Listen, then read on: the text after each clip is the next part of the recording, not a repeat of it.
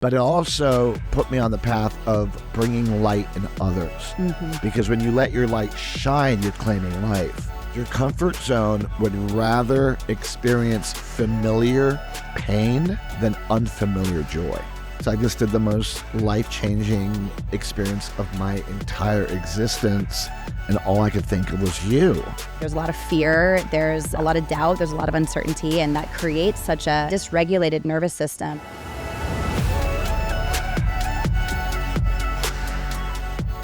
Welcome back to I Am with Jenna, Phillips, Ballard. I can't wait for you to meet my guest today. He's in a league of his own and so special to me. Chris Lee is a transformational trainer, business coach, and best-selling author from San Juan, Puerto Rico.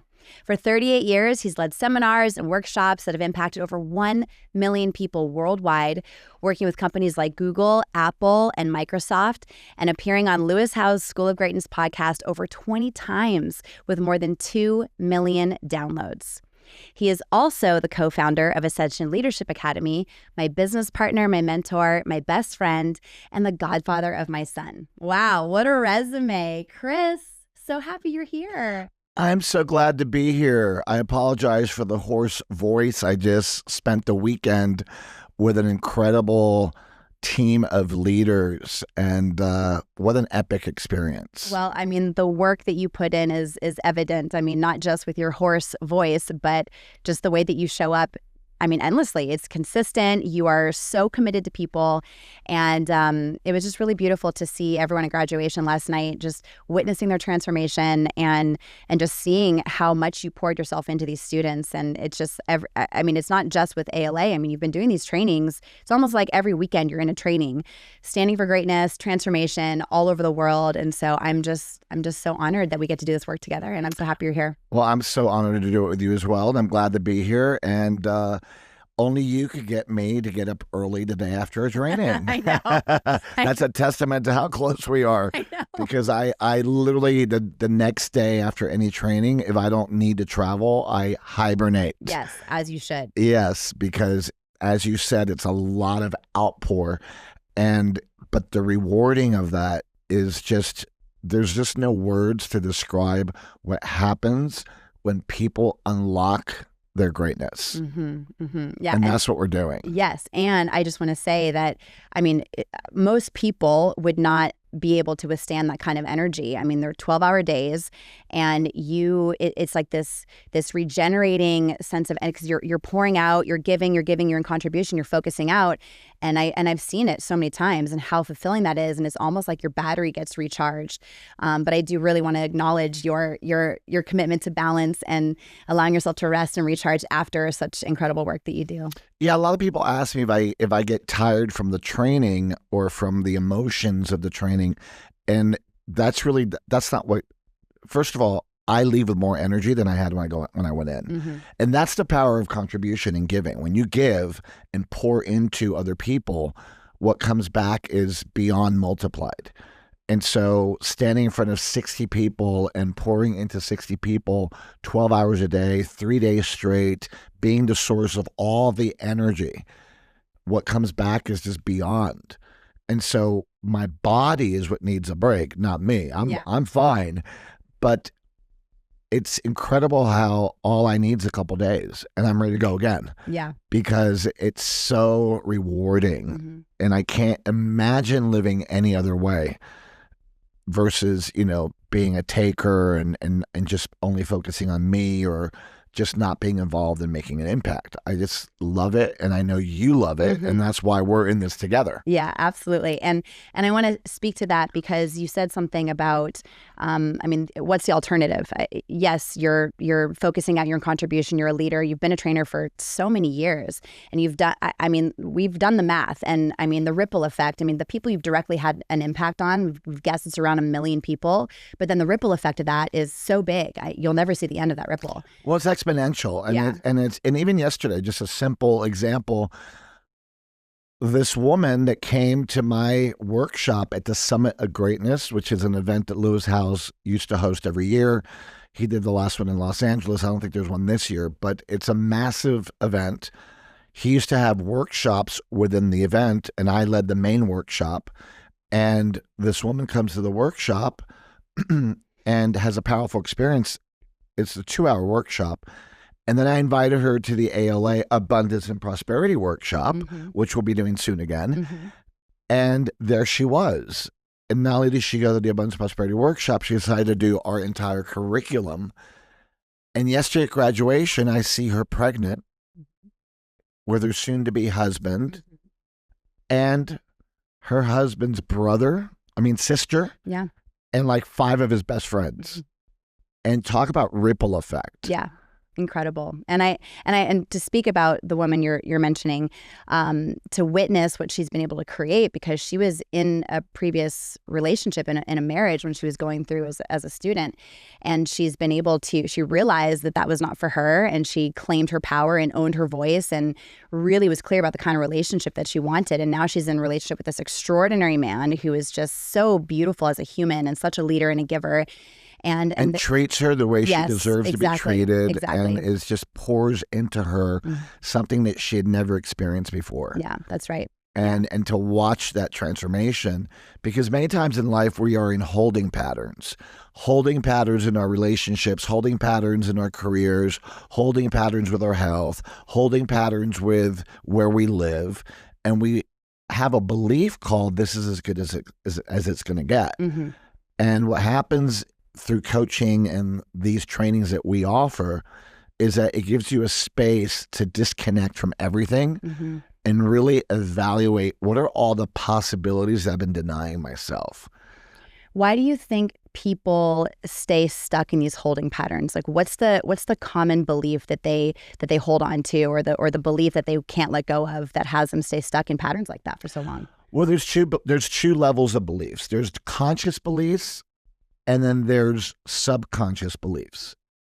And the ones they're aware of, some people are aware of the conscious ones. But what's even more tricky and harder are the subconscious beliefs, which are the beliefs that I don't see I have.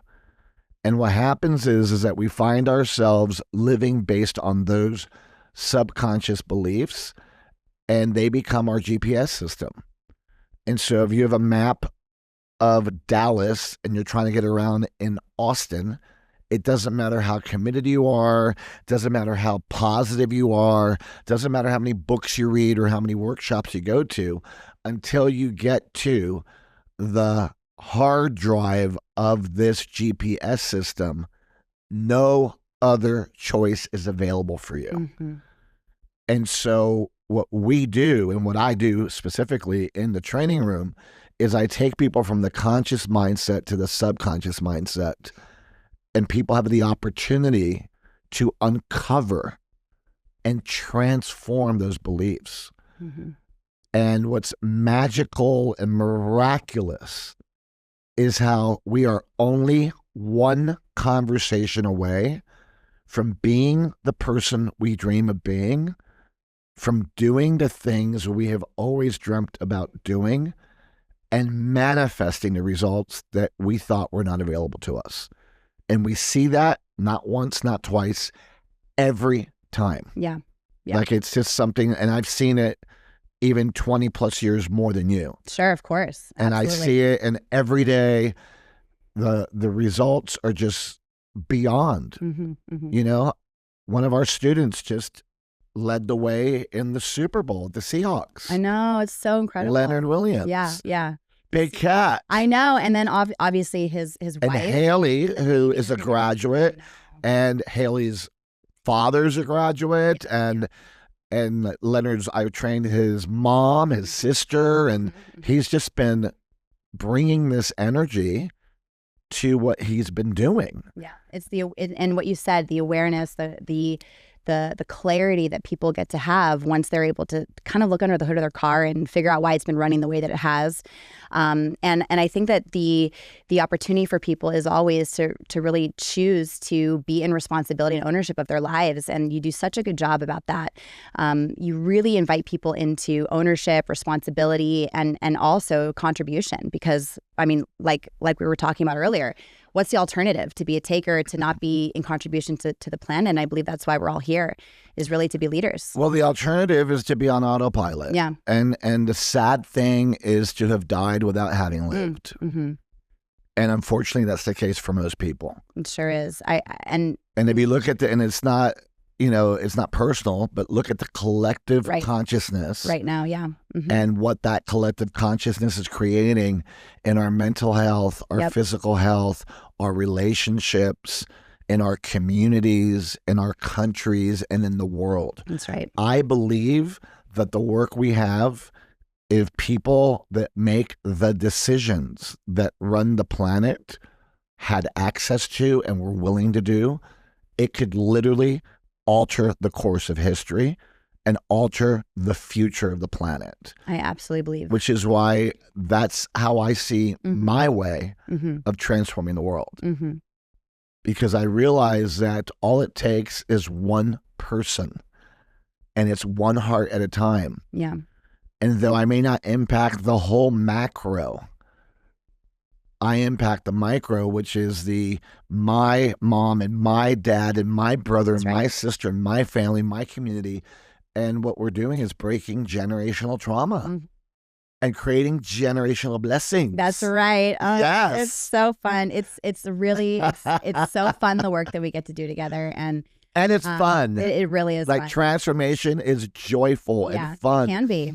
And these people that just walked in, they walked in on day one, super analytical, super controlling, and super skeptical. And it was like this hard energy. And by the end of it, these people were floating on air. Yeah, I saw them last night at graduation. It was incredible. And the amount of people were like, I was skeptical. Yeah. I came in because my brother just put it on my credit card and so-and-so made me do it. Yeah. And I was there to disprove this because I've done every workshop and I'm a trainer, I'm a coach, I'm a this. And to see the level of humility come out of there and like, oh my God, I was so wrong. And, that's a phenomenon and this is probably something that a lot of people have gone through that have done the work, whether it's through ALA or wherever else. There's a lot of ways of doing the work. I just believe that we have the best because it's my experience and what I see. Yeah. But there's many ways, many roads to transforming your life. Yeah. And so part of the challenge is the people that see the transformation that doubt it. Yeah, I would. And that are skeptical about it. And that are like, that's not real. And, it's damaging and so on and so forth. And people make up stories about transformation because of A, either they didn't go through it, or B, they're threatened by people that went through it because the control, it's like a narcissist goes into absolute reaction when that narcissist realizes that he, she, they no longer can control the person that they're victimizing. So when someone breaks free out of that prison, whoever was holding the keys to the prison is not going to like it. Yeah. It's like the metaphor, the analogy of the crabs in the bucket. One of the crabs starts to climb out, and then all the other crabs try to pull it back in, and it's the only constant is change. And so I think that it can be really scary for people to witness other people in their life changing, outgrowing them, because it just reflects back to them that they're not doing much. And what we don't realize is when we hold someone back, and I know it's going to sound very intense, and I'm very intense. Yeah, you are. That's a form of murder. Yeah.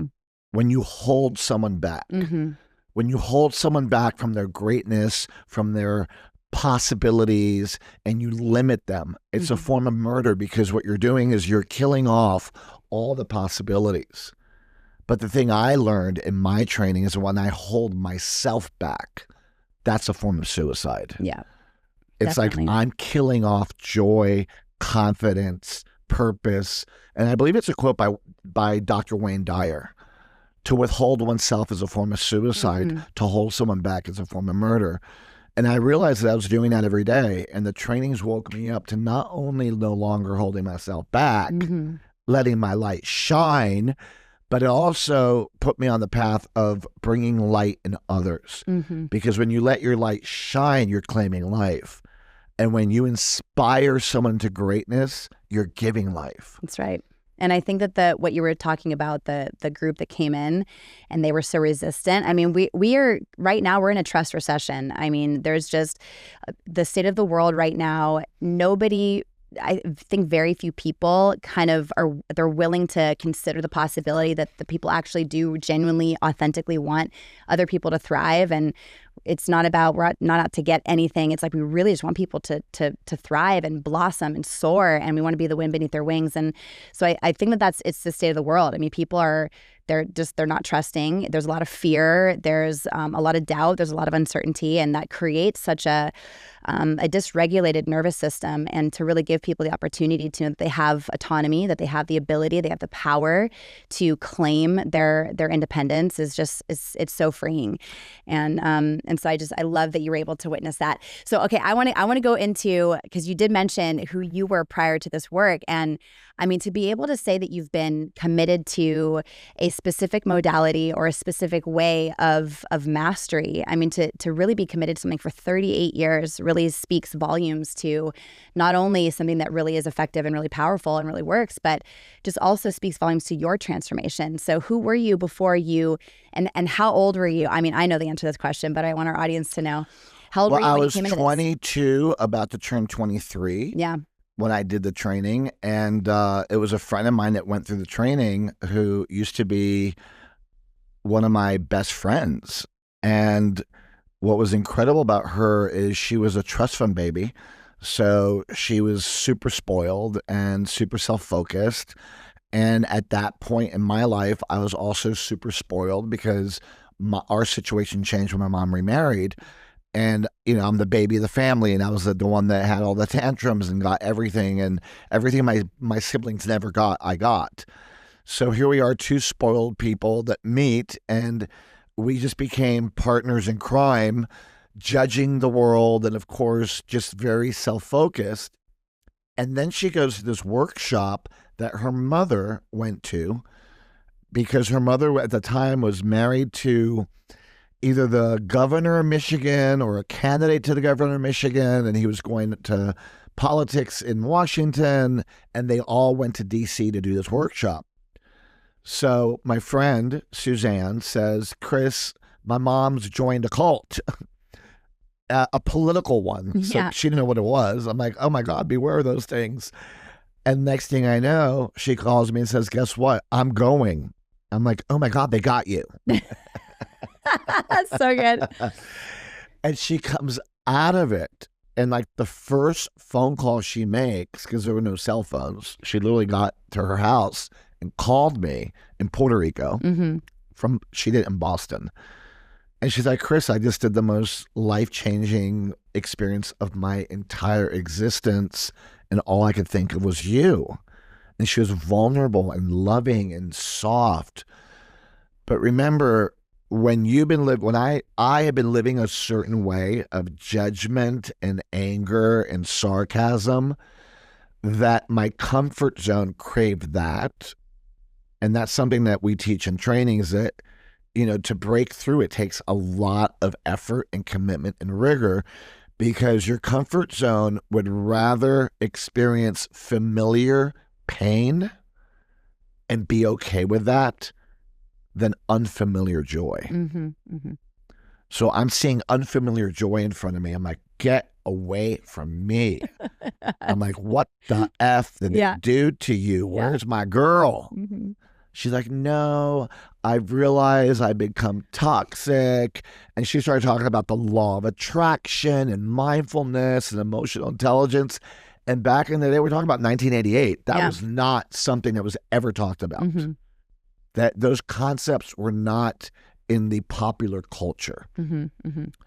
So all I kept making up in my head, because it didn't fit my GPS, right? My navigation device. I'm like, she's weird.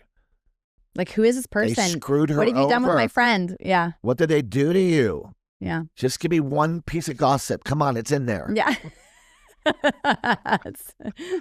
Come on, where's my judgy girl? Uh-huh. Yeah. Let's go shopping. Mm-hmm. She's like, oh no, I don't want to go shopping. I want to save the world. I'm like, oh my God. So it's like, you know, in today's example, Kim Kardashian went to the training and came out Mother Teresa. Yeah, right. and I was Kim's bestie. Okay.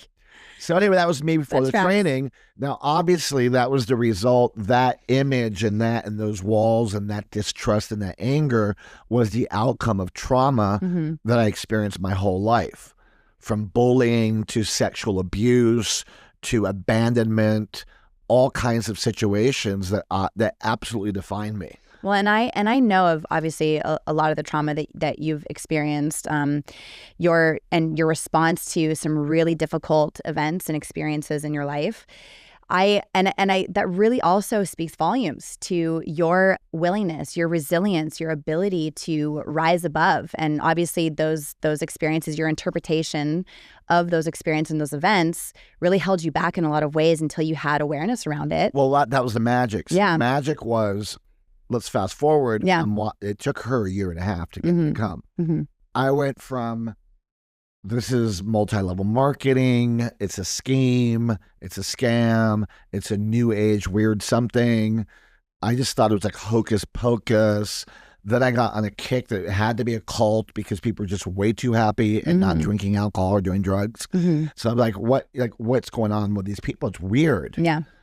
But at the same time, she opened up a business. At the same time, she made herself independent from her family, cut herself off financially, went on her own, built her self-worth, created a relationship, bought property. I mean, her life was going on fire. One thing after the other, manifesting things. And the other thing is that she went through a series of traumatic events after, because life doesn't stop. That's right. But the way she would recover from it and the way she handled it was brilliant. Yeah, it's almost like she had this new superpower. Any one thing would have taken me out. And she was positive throughout. She managed her emotions. It was incredible how she would pivot. And that's when I went, okay, girl, when's that thing? Because I'm going. Yeah. She's like, well, the next one's in February 1988. And, I'm like, but isn't it cold in Boston then? Of course, all of my circumstances. And she's like, it's going to be winter and it's cold in Boston, but you get to leave your comfort zone, San Juan, Puerto Rico on the beach, 75, 80 degrees, nice and balmy, sunny, the ocean, and come to Boston. Well, I love that so much because we talk all the time about circumstances and how they can seem so big, and they give us really a reason, which is an excuse or a backdoor to not take action on our dreams. But there was something about her that had you be able to see that there was something really possible for you, something really big available for you, and it was your vision. Beyond big. It was literally impossible that the person that was the most whiny and angry and compulsive and reactive and super analytical, like she would traumatize herself with the smallest things, become the most free and joyful, and someone that when things happen, it would roll right off her. I'm like, what the hell? They did a brain transplant on this girl. So watching that and witnessing that, I was like, I need that. I want of course. Yeah. Because I am not any of that. I was the most reactive, angry, judgmental. I had so many walls because of the events that happened. Now, here's the miracle.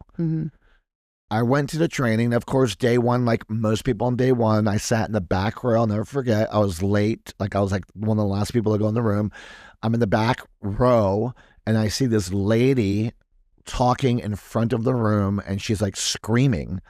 And I'm like, what the hell is this? And she's screaming like super loud. Yeah. In my mind, it was screaming. She was just being passionate. Sure. But I saw it as she's screaming at people. And I started looking at all the chairs and all the people in the room. And I'm like, oh, God. So you're judging. This is the most disgusting group of people I've ever seen. Yeah. These people are weird. Like, why am I here? They're gonna kidnap me. What are they gonna do to me? So I had all these internal conversations, of course, all judgmental. Yeah, and they're all interpretations that definitely were not serving And those you. are all interpretations. Yeah. But by the end of the first day, I started warming up to the idea, but I was still kind of like, a foot out of there. But then something happened on the second and the third and the fourth day, because back then we did it 5 days, that literally were game-changing situations in the training without giving it away, where I had the opportunity to identify my belief system, conscious and subconscious, that was literally calling the shots in my life.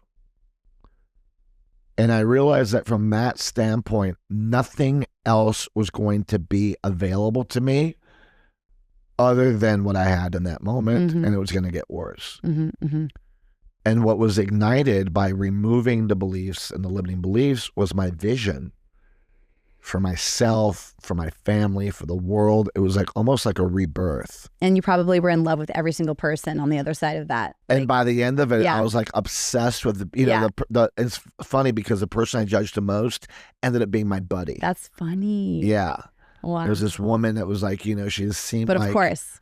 She lived, somewhere I wouldn't want to live, and she was living a life I didn't want to live, and she was different personality, and she was super loud, and, I was like, oh my God, get away from me. But the trainer said, pick someone you resist. I'm like, her. But by the end of it, best friends, in love with everybody, and of course, started a journey where I haven't stopped. That's right. And in a nutshell, the journey is uncovering and transforming the fixed beliefs that I had about myself, about the world, about life, and learning how to transform that literally broke me out of prison. And then I thought, oh my God, this is so what I want to do for other people, because if I had every reason to not have that experience, if I was able to do it at 22 and transform my life.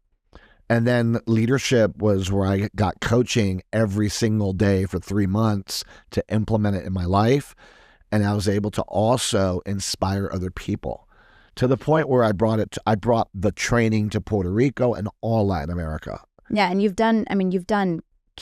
we tried to count and the amount of trainings that you've done over the years, and you dedicated your life to the work, to understanding it, mastering it, being even more excited about it, and like bringing your own flair to it as well. And then that company wound up shutting down, and then other companies started sprouting up kind of all over the place. That's actually how I met you 15 years ago, which is... It was 15 years ago? 15 years ago. Wow. Yeah. So...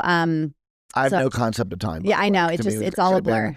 A year, I know it's many years, but 15, wow. Yeah, so 15 years ago, I had 2010, 2011? 2011, yeah. Wow. So I had a friend who was adamant, actually 4 years, so 19 years ago, I had a friend who was adamant about me going through this process, and she wouldn't stop talking about it, and I wound up signing up for it, and then about a week before the training, I said, I could probably teach this. I'm not going to go. Just making up all these stories about it, just so much ego. And I was training a bunch of celebrities at the time, and my career was really booming, and I had judgments about the girl who was trying to enroll me, and so I was like, well, I don't want my life to look like yours, and so I'm not going to go to. It's just so funny to think about my conversations prior to that work. But anyway, so fast forward 4 years after I bailed on the training, and the same woman invited me to come to a graduation, because her boyfriend was graduating, and it was a level 2 graduation, and I was so resistant and dragging my feet and rolling my eyes and just so much energy about this thing. And I remember walking into the graduation, and you were the trainer at that graduation, and you had so much passion, just like beaming out of your body. Hola, soy Chris, soy de Puerto Rico. I was like, who is this guy? Like, what the heck is happening? And you invited a lot of the graduates to speak about their experience. And this one woman in particular, she wound up sharing on the mic, and she was so elegant and radiant. And at this time in my life, I was really in my masculine, and I was looking for my person and wondering why all the relationships were failing. And I actually do remember that. I think she was from England or something. She was from England. And she went to the center of the room, and she twirled and said, "This is me." Yeah, she said, "This is the new me," because she acknowledged her family, and there were 7 of them out there. And I remember time stopped. I was like, wait a second. I was like, that. I mean, I'm such a promoter. And she was sparkling and glowing and had this long dress, right? It was like she had the crest smile, the little ding. Like, I swear it had her, when she smiled, it made this little sound effect. I think God put her there for I swear. I mean, I ran to they had a table, and they had some, right. And I go up to my friend. I said, can I still use the money that I invested in this 4 years ago? And she's like, I think so. And she was obviously so excited. Were you able to? I was. Oh, wow. So they honored honored that, which That's was amazing. So amazing. So I wound up going to the next one. And so the graduation was for LP 96. I went to LP 97, literally the next level 1 training. And I never looked back. And so I never forgot you. And then I went through my process, and you weren't my trainer for any of my processes. I was for your PhD. Right. But like me going. But then you staffed with me. I staffed with you a bunch. Yeah, and I was yeah. captain and all. And then you captained all the events that I did in my training. Yes, right. So it wasn't until I actually graduated and then manifested my husband, Brad. And he captained for me too. Yes. So, but like, this is just the power of the work, like I just think back to all the little microscopic moments that needed to happen when they happened in order for us to be lined up and unified in the time and place that we were. And there was just something so special about you. And I knew it right when I laid my eyes on you. I said, I'm going to know this person. And then as I got to know you and I got to really watch you do your work and the magic that you have with people and how much you love people and the way that you are in contribution, how generous you are and consistent you are. I mean, you are the way that you are on camera, on any show, any podcast, in the streets, in Whole Foods. That's true. You're the same. Like, you're literally the same. And then also, of course, in the training. And so, and in your life, like behind the scenes. Yes, exactly. So it's just like, that's what I loved so much about you, because it's just to witness that, to look behind the curtain and to see who you are. And then obviously we built this beautiful relationship. And then the next logical thing was for us to open up our own center. And Brad and I really, really wanted to, and I know this obviously was in alignment with your values as well. We really, really wanted to create an environment to support leaders of leaders. Like, if we're actually going to change the world, which is what our commitment is, we get to serve people who are literally in contribution to the world. Yes, we want to waken that up in as many people as possible, but we realize that if we're going to shift the planet and have our work impact people who make the biggest decisions for our world, we get to work with people who have a vision, people who are like, I'm here to be in contribution. And so we really just have been unapologetic about that, the kind of people that we're here to serve. And we've just, it's wild to think that we've served over 5,000 people in person in our trainings, and we also obviously have a cap, so we don't allow as many people as possible. Like, we have this, which I love, by the way. Yeah, we really keep it exclusive and intimate and valuable. And so nothing is distilled down to anything. And I also love about the environment you've created and we've created together is, and this is what switches people from skeptical to being all in, is when they understand that we want nothing from them. And we want everything for them. That's right. And we're using our instrument, we're using our life, we're using our energy to forward them. And it's that selfless giving energy that creates a space for people to go, okay, I could trust this. Yeah.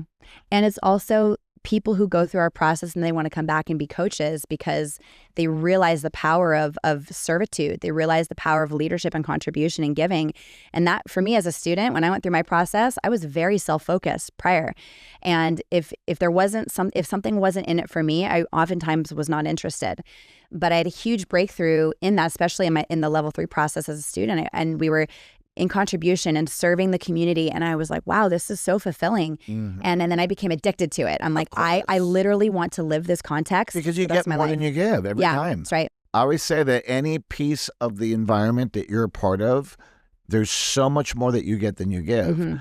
And that's the wonderful thing about this. Yeah. And I just love that if I'm tracking back and I remember the moment when Brad and I came to you and we like cornered you and I remember that. We're like, okay, we are super clear that we want to open up our own iteration of this. We really want to create our own flair, like bring our magic to this work, this decades old curriculum that is so powerful and effective and amazing. But we really wanted to shift it and make it really applicable for today's modern leader. And so we decided to uproot our lives, move to San Diego, and you were like all in. And it's just been a beautiful thing that we've been able to, and all the things we've been able to overcome with COVID, and I mean, so much. But it's just been such a beautiful dance, and we're coming up on 10 years, which is it's like, that's what? Incredible. Yeah. Well, what we've been able to overcome is a testament to the tools of the work. That's right. Because the tools are the tools. And like any gym, there are people that apply it and walk the talk, and there are people that don't. Yeah. And some of the most challenging situations in my life is when I've been with people who know better and choose not to. And those are people I don't want in my life. Yeah. And that's true. And that's something that I learned through the trainings is who you allow in your environment could either contribute to it or contaminate it. Well, I've seen this in your life because obviously we've done holidays together, Christmas. We've been to Puerto Rico with you. We've been to the Dominican Republic with you. And, you know, it's just everywhere we go and when we're in your element, in your space. In my world. In your world, the kind of people that you attract, I mean, they are, superstars, incredibly successful. I mean, and also the kind of companies that you've worked with and kind of people you've coached over the years, celebrities. But it's like, they're people who, it's not about their celebrityism. It's not about their celebrity. It's not about the fact that they're famous. It's the quality of people and the kind of people that you attract because that's who you are. And it's just like you're like this magnet for incredible humans, and they value you because of how genuine and authentic and in contribution you've been to them in their life, and people will follow you anywhere. And it's like you're like a celebrity in Puerto Rico. It's like everybody knows who you are. It's so fun. I think that people that are powerful like being around people like us because they're not used to people telling them the truth. And unfortunately, the more power people have, the less open they are to other possibilities. We see that in our leadership. We see that in politics. We see that in businesses. We see that in celebrities. We see that in anyone who is making a lot of noise that doesn't live transformation. And I always say that the more power you have, the more coaching you require. 100%. I mean, so the best coaches should also have coaches. So we have some of the most powerful humans on the planet come through our trainings or hire you or me as their coach. And what I get back is no one dares talk to me the way you talk to me. No one dares call me out on how you call me out. And I love having coaches. I love having support. You're my support. I support you. We do checks and balances with each other. That's right. And when I'm off and I don't see it and you see it, you call me out. And when you're off and you don't see it, I call you out. And there's no defensiveness to it. It's just love. That's right. And so I've got people in my life that run the biggest companies in the world. I coach CEOs. I coach some of the biggest sports stars, celebrities, musicians, influencers. And they all say the same thing. I have nobody that is willing to tell me the truth because there's not objectivity around me. And those people are typically surrounded by yes people. And people that's the whole point of no objectivity. Right. There's a paycheck in between. There's a fandom in between. There's a glorification in between. Yeah. And so you can't be objective. And I learned that we're all the same. We're all equally powerful. We all deserve the same opportunities. And just because you're doing something that someone else isn't doing doesn't make you better than them. And I think that that's one of the things, because you and I are the same with people who have created a huge amount of success, whether they're actors or directors or musicians or whatever, that we hold them as people, as individuals. They're not better than anybody. And that is so true. To give feedback to somebody is the most loving thing that you can do for anyone. 100%. And people really do appreciate it, because I think that a lot of people, in my experience of working with the clients that I've worked with and also people that you've worked with as well, is that they really want somebody to boss them around. I mean, they really deep down wish that somebody would just call them forth and invite them in a higher possibility and be straightforward with them. And it's like they just want to be able to just set down the feeling and the magnitude of being on top of this mountain and everybody pedestaling them, because they're surrounded by a bunch of people who don't feel worthy to be in their presence. And then that just creates such a toxic environment. I actually feel the same way sometimes. They get tired of being the one. Sure. Being the boss, being the one to make the decisions, exactly. Being the one to figure it all out. Sometimes the person that is leading the way needs that support. It's like healers need people to heal them. Absolutely. Coaches need coaches. And to me, one of my pet peeves is someone who's gone through the trainings or is a coach and now they're beyond coaching. Right. They're above it. And they're not available for feedback. Yeah. And I've worked with some of the most influential coaches in the world, shared stages with them, been backstage, and see how the public persona doesn't match the private one. It's always so disappointing. And it's really incredible. Yeah. And that's why, to me, what I love about you, us, Brad, ALA, is we walk the talk and we teach integrity and we teach responsibility. Our commitment today was to be here at 10:15. So right before 10, I'm like, listen, the Uber dropped me off at the wrong place. I'm 1 minute. Yeah. Like, I'm mindful of your time. I'm mindful of our agreement. Most people will just show up and go, oh, sorry, the Uber got lost. Without any prior, with no acknowledgement or no ownership. And it's small things like that we're always, and you may not even realize it because it's so automatic for you, but those things make a difference. They sure do. It's keeping your word. It's having integrity. It's walking the talk. And that's why we could stand on any stage. And you have one of the most challenging parts of the whole process, which is once they've gone through me in discovery and breakthrough, then you take them into the world. You take them back into their lives. And whatever didn't get taken on by them in their discovery and breakthrough, whatever triggers are still left, they get flushed up in level 3. And you're like a queen navigating, like guiding them through all this process so that it could become real in their lives. And to me, that's so critical. Well, because anyone could do a workshop. Yeah.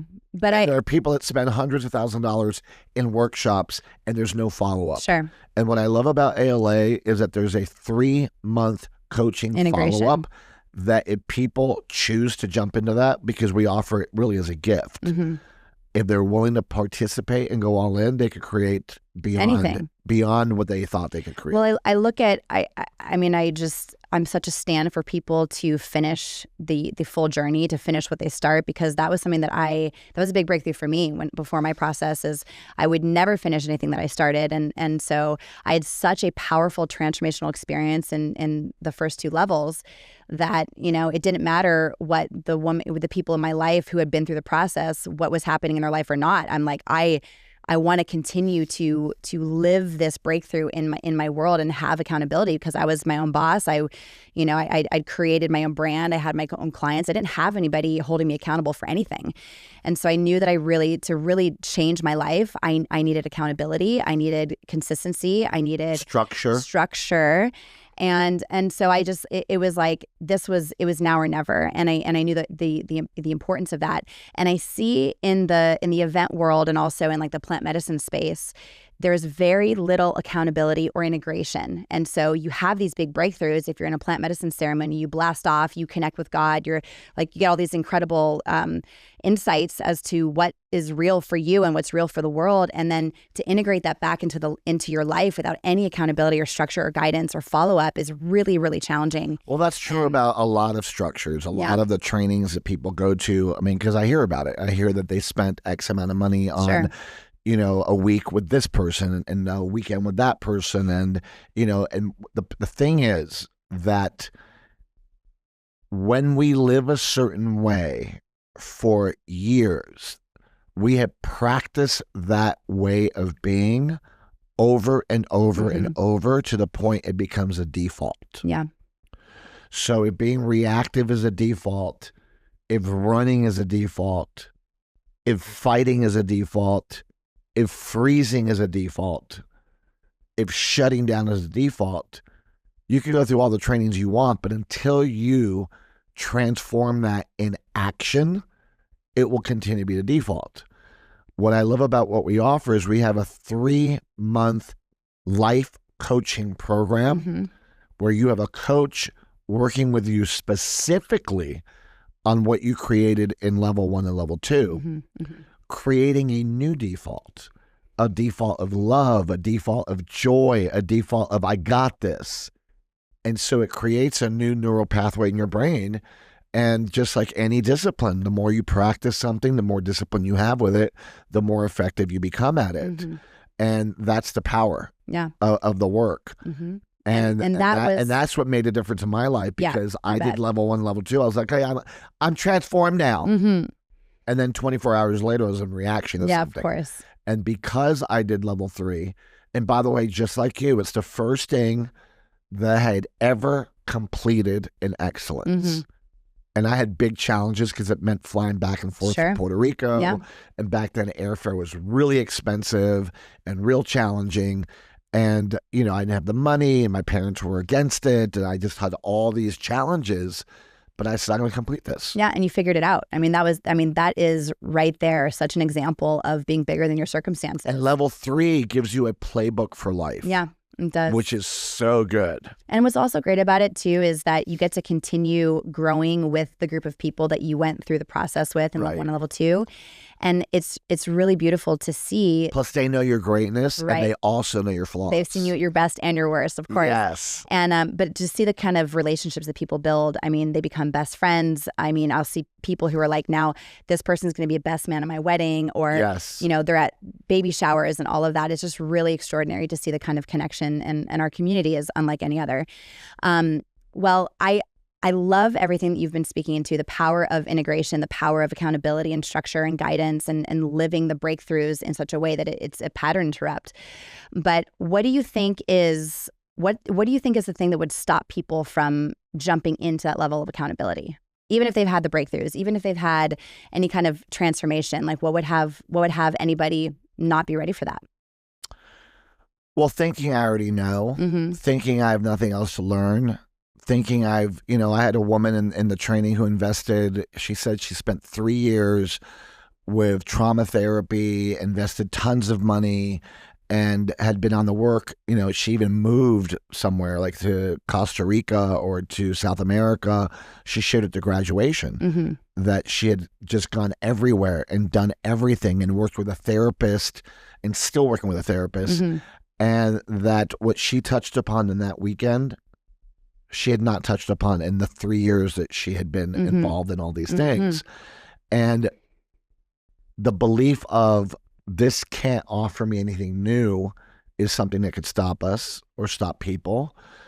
The distrust of the person that is attempting to invite them because they're in judgment of them, because they're in their process and they're not perfect and they're making mistakes. And in moments they may not be walking the talk. And so that can having stop a human them. moment. Yeah, having a human moment. Like just because, you go to the gym and you don't work out all the time, someone sees you on the day that you're not working out, you're not going to go, oh, the gym doesn't work. So that might stop people. But I think that at the end of the day, it's either people are afraid or they don't see value. So either they don't see how what they're going to invest in is going to bring them what they want, or their fear is overriding that. And I think that's what stops people. That's what stopped me. Sure. I was super afraid, and I was like, I'm not going to waste my time in a workshop. Well, we look at people like Lewis Howes, for example, who is, obviously you've been very close to him for many years. I met Lewis because I was at that time, I was one of the coaches and he was a student in his process.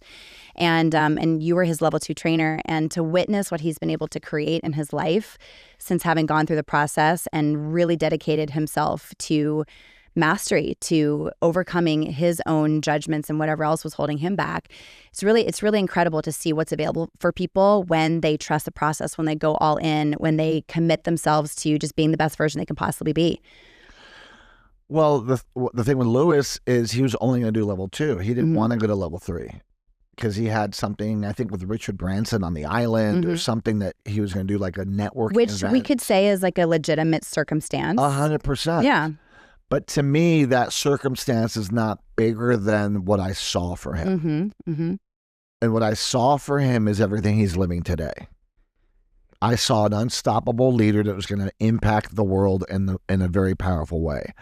I saw someone who's going to have the life of his dreams, married with children and stability and a home and all the things that he now has all that. And I remember, and he invited me to, and I was his trainer, of course, and then became his coach, and worked with him, and still work with him at times. but he invited me to do his podcast, and it was 13 years ago. And I remember like it was yesterday. I'm like, what's a podcast? Yeah. And he's like, well, it's in my apartment and my extra room. Yeah. And I just made it a little studio, and you put on a headset, and then we'll just talk about things. I'm like, all right, I'll do one. So I went and did one. And that podcast, I had him close his eyes, envision the future he wanted. And literally what he envisioned in that podcast 13 years ago is what he has today. Wow. So if you listen back to that podcast, he's imagining himself with the love of his life. He's imagining himself free and joyful. It's just incredible. Yeah. And then after that podcast, I did another and another and another and another. And aren't you the most featured guest on his podcast? I was. I'm not sure if today I am, but for sure I was. Yeah. I don't know if I've done 18 episodes or 20 episodes, but I've done also what's called a 1 Minute Friday episodes. He repeated one of my episodes with the launching of my book. He did what he never has done with anyone, which is repeat an episode. So he repeated the episode on abundance prosperity because it was promoting my book, Transform Your Life, 10 Principles of Abundance Prosperity, available on Amazon in English and Spanish and Audible and Kindle. And all proceeds, of course, go to St. Jude's Children's Cancer Research Hospital. I mean, and again, there you are, so generous and so thoughtful, and just in such service to people. And I love that he's also giving you that platform too, because I remember when I first met Louis, he had like 5,000 followers on Instagram, and he was just getting started with his podcast. And it's just been really beautiful to witness his transformation, and also so many people who've gone through our process, who've graduated from ALA. It's incredible to witness the transformation, the growth, but all across the board. It's not just their business; it's also their relationships and their fulfillment and their legacy. To me, the pinnacle of that was being in his wedding in Mayacona Resort in the Fairmont in Playa del Carmen, Mayacoba, and it was like being in a training. There was music. He was crying. We were all crying. He was reciting affirmations. It was just beautiful to watch him. And intentional. Yeah. Realize the outcome of his vision that he declared in level 1, in level 2, in level 3. He did the trainers program, the impact and influence with you. So you were part of that as well. And to see the people that were there that were just celebrating him. And then fast forward a few months ago, the father of twins. It's just, I mean, I'm so happy for him. Beautiful, loving, spiritual partner that he didn't think existed. There was a part of him that thought, this is just not possible. And I kept saying, yes, it is. And here he is. And that's the thing about you, Chris, is you see the infinite possibilities in everybody. You witness, you don't see blocks. You see things that are hiding out people's blind spots, but you don't hold them as a part of that person. You see them as just circumstances and perspectives and interpretations, and you really give them the opportunity to be able to see that there's another way. And you breathe life into people so effortlessly. You make it look so easy, which is why I'm sure a ton of people who go through a process are like, oh, I could definitely do that. And then they don't realize how much work you just make it look so effortless and seamless. Because I'm clear about what I'm doing. Yeah. I'm clear about who I am. I'm clear about who people are. And so I don't engage with the material aspect of humanity. I don't engage with image. I don't engage with labels. I engage with spirit. And to me, every human being on the planet is an infinite, unstoppable spirit. And spirit is not damageable. It's not breakable. It's not stoppable. And to me, every human being is an unstoppable ray of light. And that's how we came into the world. And over the years, walls and walls and armor and definitions started putting all that spirit into a box. And I believe that my job is to unleash that, unleash the authentic person, the authentic being, which is we are spirits having a human experience. Oh my goodness, it's so true. And I think that the biggest part about that, for you to be able to say that, is because you've lived it. I mean, you've the stuff that you've overcome. The I cannot speak what I have not lived. Yeah, right. I mean, you've experienced abandonment. I mean, your father left you when you were very young. Sexual trauma. You were hit by a car. I mean, you almost died. Kidnapped. That is so crazy. It's like a bad soap opera. But you've managed to overcome, bounce back from all of it. We were ripped out of where we lived in Huntington, Long Island. I was born to a Russian Jewish background woman, and my dad was, Episcopalian but British background, and they moved to Puerto Rico. And soon after, my dad left Puerto Rico and left us there, not knowing the language. In old San Juan. And then you were how old when that happened? I was 6 when that happened. And how many siblings did you have? 5. So I can't even, so there were 5 of you, or there's 6 of you? You had 5 siblings? 5 of all the kids, all of us are 5. Got it. My mom alone, no money. I cannot. And she had them since my dad left. We went from a house that was huge to a 2-bedroom apartment. My mom slept on the couch. And we had bunk beds in one, and we had 3 beds in the other. I mean, my mom slept on the couch. Yeah, I believe that about her. And then, but she never lost class. Of course. Well, that's what I'm saying. I was going to say, like, me knowing your mom and being able to well, because she comes from a very wealthy background, and it was just like she's very, fancy. Very traumatic for her. Yeah. But she was proud. She never asked her parents for money. She didn't go on welfare. She's like, I'm not, she's very judgmental. She's like, I'm not a poor person. So she was like, I won't be on welfare. I can see her. I'm sorry, but I can't hide the truth here. My mom's super judgy. Yeah. And, even though she was living that way, her hair impeccable, clothing impeccable.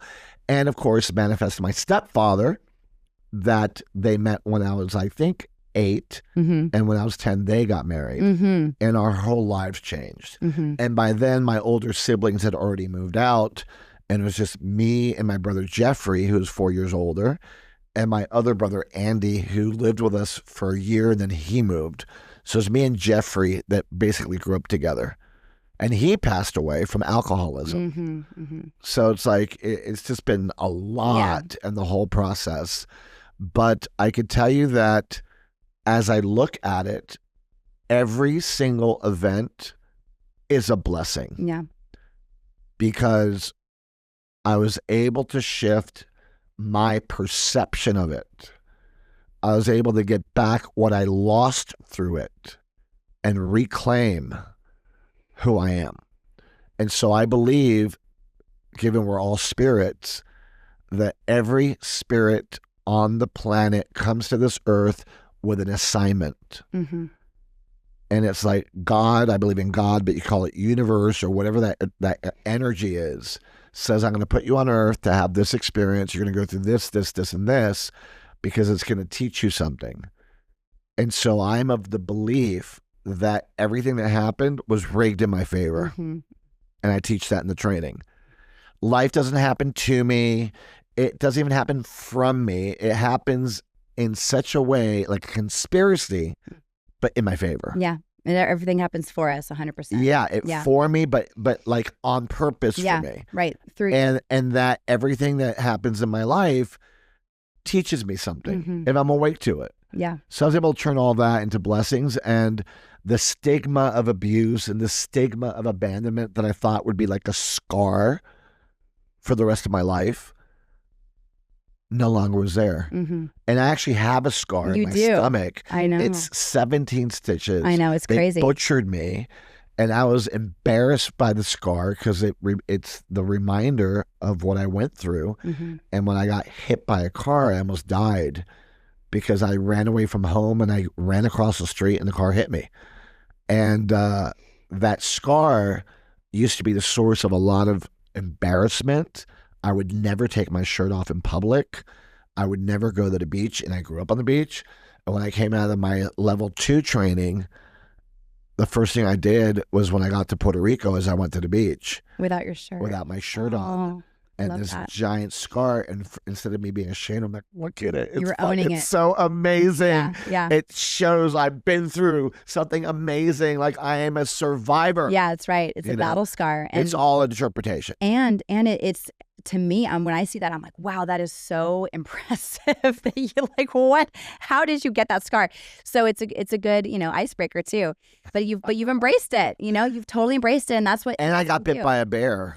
That's right. I mean, we could Yeah, swap. we could go on. We could literally do a whole. You and I could literally do a whole episode. No, I'm going to interview you next time because right. you have like so many things. Yes. That talk about surviving and thriving and reinventing yourself and disproving medical experts and disproving generational traumas and just reinventing yourself and leaving the most comfortable life that anyone would have dreamt of having, all because your lack of fulfillment was not good enough for you. You're like, you know what? I can't have this life and not be fulfilled at the way I know I can.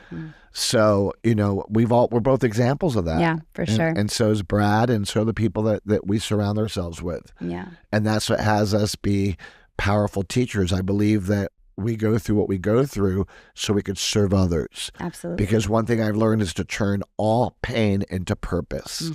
Yeah, I mean, we all have the ability to choose that. And that's one of my most favorite things that we do teach at ALA and the way that you and I walk through the world. So, Chris, I'm so happy that you got to come on the show today. And of course, I want everybody to stalk you and buy all your books. So can you let people know where they can find you and they can follow you? My Instagram, Chris Lee Motivator. That's Instagram. Facebook, Chris Lee Motivational Trainer. And the book is called Transform Your Life, 10 Principles of Abundance Prosperity on Amazon. Yes, and it is such a great book. And the School of Greatness. Yes, check out my episodes on the School of Greatness and, download them and share them. Yes, and then also, of course, ALAEQ.com. Yes, check out ALAEQ.com. You want to have live trainings with me and Jenna. That's right. Come hang out with us. Guys, I am so glad that you got to drop in with us today and meet someone who's so special to me, somebody who has transformed countless lives and who has made an impact that we'll never see the end of that ripple effect ever. And of course, I would love for you to follow him and learn more about what he's up to. Thank you so much for joining me, and I'll see you guys again on I Am with Jenna Phillips Ballard.